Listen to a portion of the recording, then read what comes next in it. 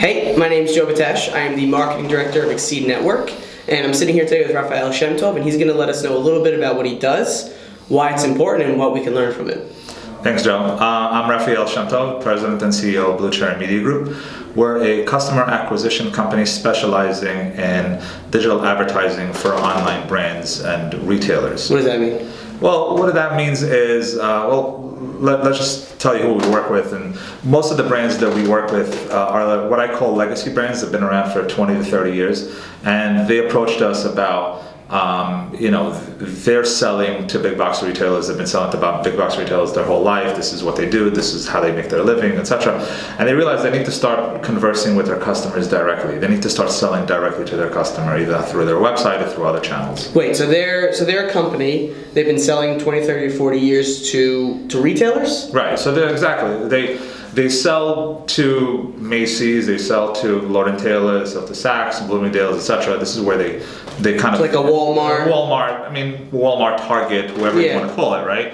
And then they realize that the number of retailers, of these big box retailers that they're selling to is consolidating. It's getting less and less every few years. They came to us and said, we need to do something about this, and we want to start selling to our customers directly. We don't want our customers to only go to Target or Walmart or etc. to go buy our product. We want to sell it directly. Yeah, and it's funny, like when we're having this conversation, to me, it's such a foreign idea to open up a company and not sell directly to your customer. Exactly, and most consumers think like you now, right? Where consumers 40 and above still go to the store, go to the malls and buy what they want, and consumers 20 to 35 don't want to step into a store. Not even that. If I'm going to a store, I'm going because I already know what I want. Okay. So if I'm going to a Walmart, if I'm going to a Target, if I'm going to a Saks, I'm there and I'm buying a product that's generally I already have an association with that product. I've already been exposed to it, and now this just happens to be where I am when I buy it. Right. But my first thought process when it comes to making a purchase is always internet first. It's always e-commerce first. It's not even a question. You go online, you go to Google and you start searching for what you sell, or you go to Amazon and start searching for what you sell. So if I'm a legacy apparel or legacy wholesale company, how do you even start? So if you aren't doing anything in this world, the first step I would recommend is definitely start the Amazon route. Start putting your products on Amazon and hire somebody who's going to give it full-time attention to update content, to have the right imagery, to be able to interact with consumers, etc., and start selling directly to your customers through Amazon. And okay, so that's like a beta testing for the digital side of whatever business I'm already in. Correct. Is it a hard adjustment in terms of? It's really not a hard adjustment, especially with the Amazon route, and especially if you're working with legacy wholesalers who have pre-packs, etc. There are so many different ways to kind of just ship the boxes over to Amazon, let Amazon handle all the fulfillment and all the headache, etc., and not change the whole process internally. So you'd say step one is look into Amazon. Step one has always been look into Amazon, kind of measure how much dollars can I move directly to consumers. So Amazon's kind of a bridge in between speaking to my consumers.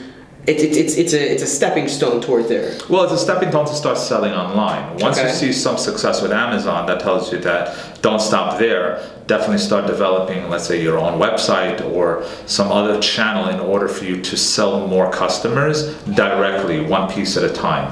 And that's the scary part for wholesalers, is that they're not used to the one piece at a time. But that's where it's going.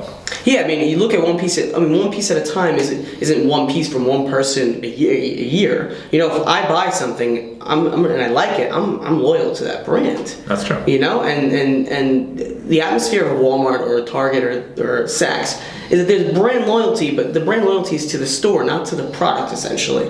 And it's simply inefficient for a company to be investing money in somebody else's brand. Right. So exactly, and that the same concept applies to Amazon, right? Because consumers are loyal to Amazon because Amazon's convenient, and but essentially they're buying your product, right? So you know that there's a need for what you sell. It's just that you have to be able to capture that customer and not let them go to Amazon the next time and buy directly from you. There are many advantages in doing such a thing, right? So let's say if you sell directly online and all of a sudden new season comes out, you have new goods, you want to start promoting to your existing customers. If you're selling directly to your customers on your own website, that's very easily done.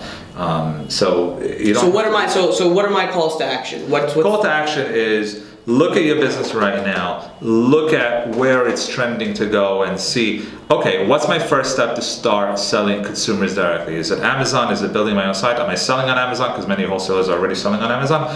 Do I want to start bridging that or taking that leap of faith and start developing a website, putting money behind it, putting people behind it, and start selling directly to my consumer? Cool. Thank you so much. I appreciate your time. Anytime.